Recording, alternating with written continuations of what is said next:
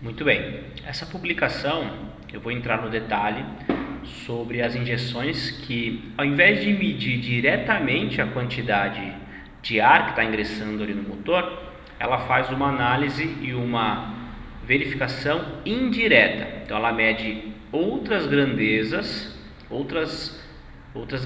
que aquele oxigênio, o ar, está se apresentando, e a partir delas ele deduz a quantidade de ar. Bom, ele vai trabalhar aqui nesse sistema específico com as medições de pressão e temperatura. Quando você analisa a pressão que um ar está condensado, quanto maior a pressão, mais você tem um condensamento de moléculas de ar. No mesmo espaço você tem mais ar, por isso ele está pressionado. E a temperatura indica a quantidade de ar num espaço.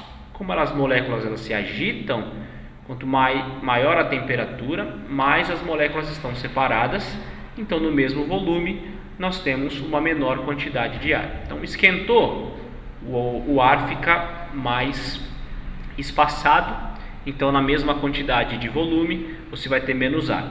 Pressionou, maior a quantidade de ar.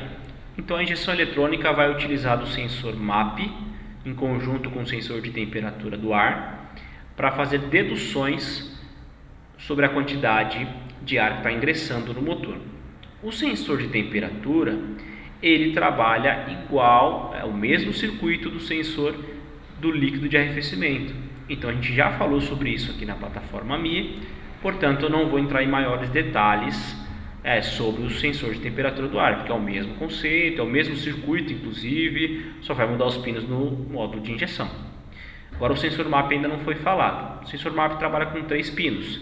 Ele tem um positivo 5 volts normalmente, um negativo 0 volt, e ele tem um sinal, e esse sinal varia em função da depressão do coletor. Então, dependendo de como está ali o nível de pressão no coletor de admissão, o pino de sinal vai enviar uma tensão específica para aquilo. Como é que é o teste do sensor? Simples. Remove ele do carro, não precisa nem tirar o conector, deixa o conector plugado, instala uma bomba de vácuo e gera o vácuo na linha. Você vai observar a tensão do pino de sinal e o vácuo na bomba de vácuo.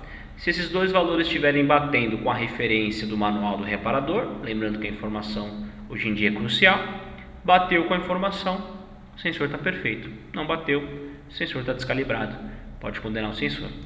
É importante observar visualmente como é que está o estado do sensor, mas considerando um sensor limpo, que não bateu os valores, sensor descalibrado, condenado. Bacana? Esses são os testes aí do sensor MAP. Vou deixar uma publicação em formato de texto junto com uma imagem para você montar o seu esquema quando for trabalhar em oficina.